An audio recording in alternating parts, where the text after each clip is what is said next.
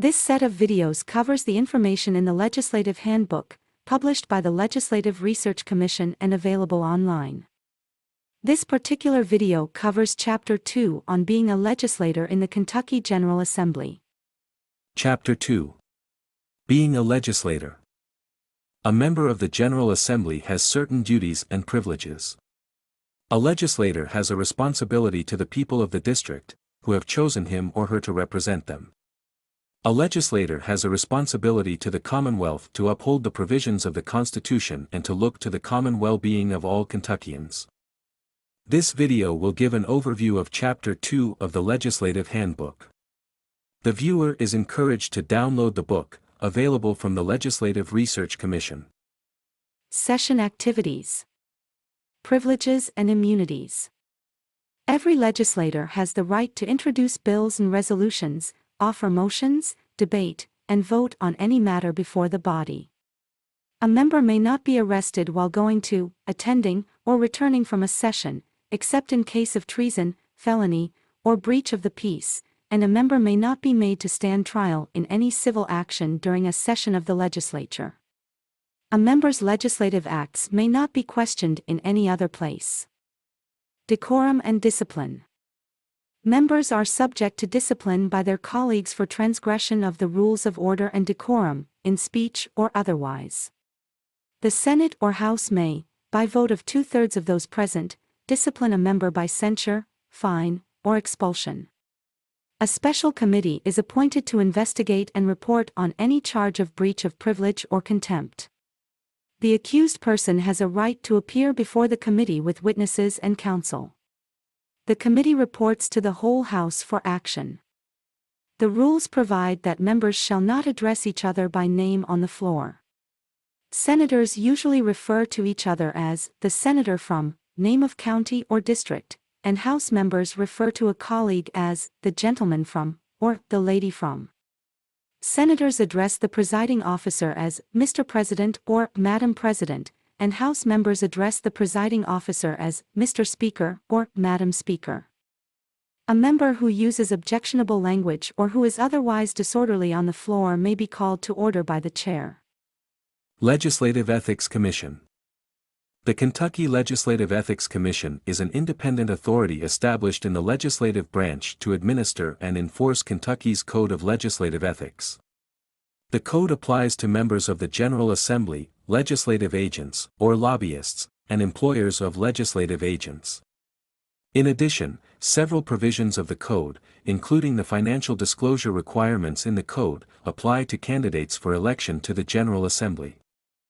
The Code of Legislative Ethics covers 4 broad areas: conduct of members of the General Assembly, and legislative candidates; financial disclosure requirements for members of the General Assembly, legislative candidates, and key legislative staff; registration of legislative agents and their employers, along with reporting of expenses and financial transactions; and conduct of legislative agents and their employers. The financial disclosure statements that legislators must file by February 15 of each year for the previous calendar year disclose such items as income, property, and investments. The statements become public records when received by the Ethics Commission. As part of its responsibility in enforcing the code, the Legislative Ethics Commission is authorized to issue advisory opinions in response to questions about the interpretation of any part of the code. Every member of the General Assembly and legislative candidate should carefully study the provisions of the code as well as the advisory opinions interpreting those provisions.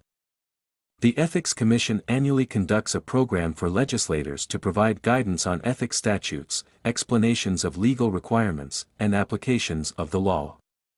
The Ethics Commission staff also consults on ethics issues with individuals covered by the code, and answers questions concerning the code by telephone or written correspondence. If the Ethics Commission determines there is probable cause to believe a violation of the Code of Legislative Ethics has been committed, the Commission may initiate a formal adjudicatory proceeding or issue a confidential reprimand, depending on the nature of the violation.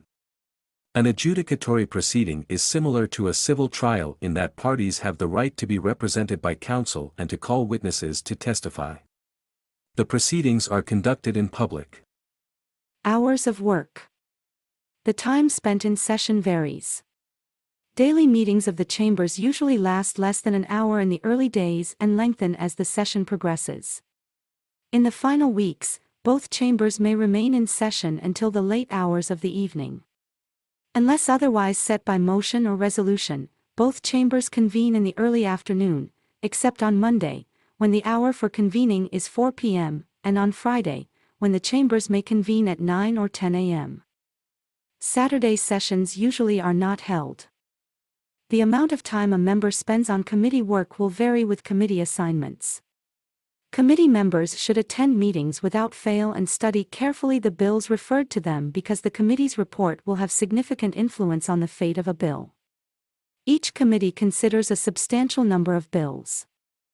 By far the greatest amount of a legislator's time will be spent studying legislative proposals, preparing for committee meetings, meeting with parties interested in a proposal, handling constituent requests, and meeting with Legislative Research Commission staff. Attendance. Regular attendance at sessions is the best way to keep current on action in the General Assembly. It is also essential to the General Assembly's operation. A majority of the members elected must be present before business can begin. Before any measure can be passed in either chamber, it must be approved by a majority of the members voting. This majority must consist of at least 40 representatives and 16 senators. A bill appropriating money, creating debt, having an emergency clause, or calling a constitutional convention requires the approval of a majority of all members elected to each house, or at least 20 senators and 51 representatives. A bill proposing to amend the Constitution requires at least 60 votes in the House of Representatives and 23 in the Senate, 3/5 of the elected membership. During an odd-year session, there is an additional constitutional requirement that legislation raising revenue or appropriating funds receive approval of at least 3/5 of the members elected to each chamber. No member may be absent from a session without obtaining leave from the body, which is customarily granted by both the House and Senate each day. Payment of per diem or expenses is not authorized for unexcused absences. In the absence of a quorum, 15 representatives or 8 senators may order a call of the chamber and send the sergeant-at-arms to arrest absent members and compel their attendance. 4 senators, or 5 representatives, may meet and adjourn to the next day in the absence of a quorum. Speeches and debate. The Senate and House rules control the debate process. Debate is limited in the General Assembly, and speeches are not printed in the journal unless an individual legislator requests that his or her remarks be spread upon the journal and the chamber concurs. No senator or representative may speak more than 30 minutes in the aggregate on any question. In both chambers, a member may not speak more than once on the same question until every member desiring to speak has been heard. Debate may be limited further by adoption of a motion setting the length of time for speaking. The presiding officer of each chamber divides the time for speaking among the members. Debate is not permitted on some motions, such as a motion to adjourn or to lay a bill on the table. Each legislator has 3 minutes to explain his or her vote on a bill or on any motion that is debatable. Constituents. In recent years, legislators have experienced a dramatic increase in numbers of requests from constituents. These requests are varied, and each constituent expects some response to his or her inquiry. Often it is a matter of finding the correct agency in state government to which to refer the inquiry, accompanied by staff follow-up.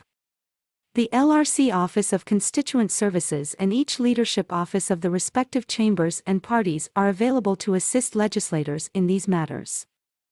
Visitors.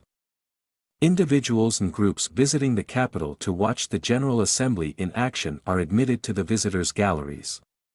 When the General Assembly is in session, a legislator may submit the names of guests to the clerk, who will read them to the session. Privilege of the floor.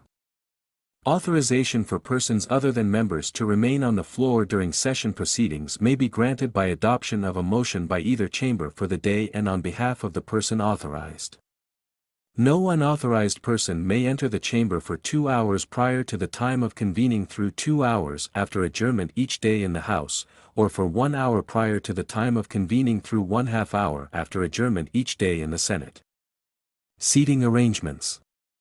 New members not yet assigned seats may request any seat not already assigned from the office of the President of the Senate or the Speaker of the House, as the case may be.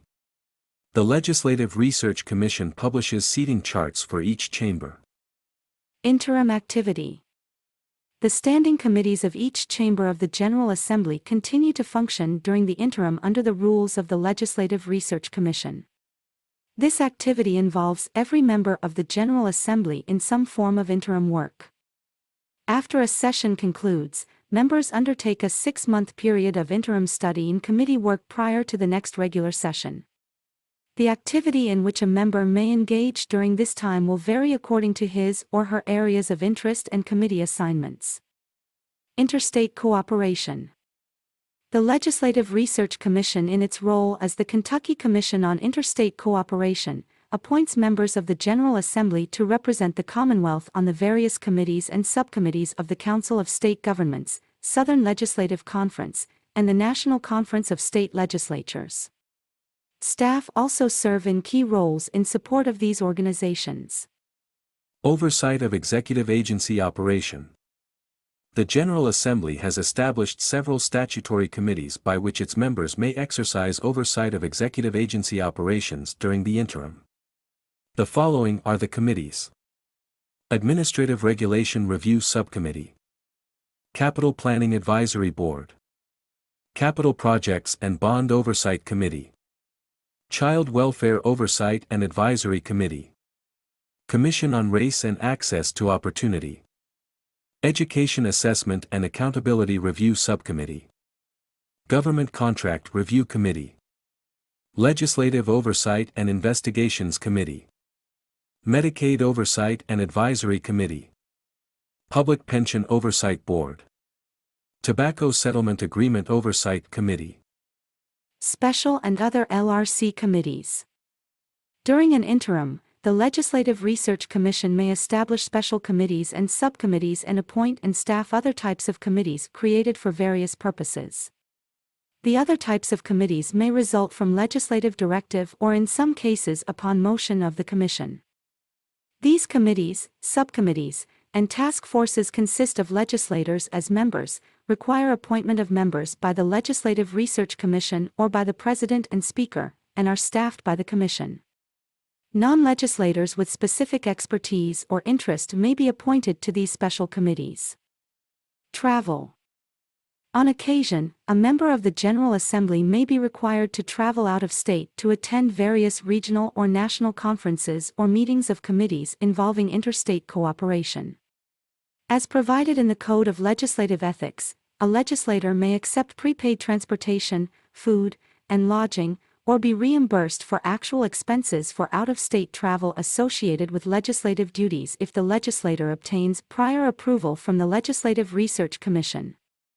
A senator's request for out-of-state travel should be forwarded to the President of the Senate, and a representative's request should be sent to the Speaker of the House. However, a legislative agent, lobbyist, or employer of a lobbyist shall not furnish or pay for out-of-state transportation or lodging for a legislator. Space and facilities. The physical areas in which a Kentucky legislator works consist of a desk on the chamber floor, the various rooms in which the committees hold their meetings, and office space in the Capitol Annex. Chamber desk. During a session, much of the time a member devotes to being a legislator is spent at his or her desk on the floor of the chamber. The chamber desk of a representative is virtually identical to the chamber desk of a senator, with the exception of the roll call, request to speak, and page summons switches on the desk of a House member. These desks are small, situated closely together, and afford little storage space. Each desk includes a computer terminal, which enables the members to access the text of all bills and amendments. Committee rooms. The various standing, interim, and special committees of the General Assembly and the Legislative Research Commission are assigned meeting space in the Capitol and the Capitol Annex. The committee rooms in the Capitol Annex have been equipped to allow for video conferencing, as well as live streaming if required. All of the Capitol Annex committee rooms have been equipped with assisted listening devices for the hearing impaired. These can be requested and checked out through the LRC Security Office in Room 157 Annex. A small amount of meeting space is available in the Capitol. Legislative Lounge. Legislative Lounge and reception areas, located on the second, third, and fourth floors of the Capitol Annex, provide legislators a relaxed atmosphere in which to study and confer with each other or with staff. Admission to these areas is limited to members of the General Assembly and their immediate families, and to LRC staff on specific invitation. Parking. Space is reserved for legislators' cars on the second level of the parking garage. This level is connected directly by a tunnel to the basement of the Capitol Annex. Each legislator receives a parking permit to attach to his or her vehicle, indicating membership in the General Assembly. These are available in the offices of the Speaker of the House and the President of the Senate. Office space. Office accommodations for individual legislators are on the second, third, and fourth floors of the Capitol Annex. Assignment of offices is made by the leadership or their designees in each chamber. Visitors must acquire a pass for admission to these office areas. There is much more information available in the handbook itself, found on the Legislative Research Commission website.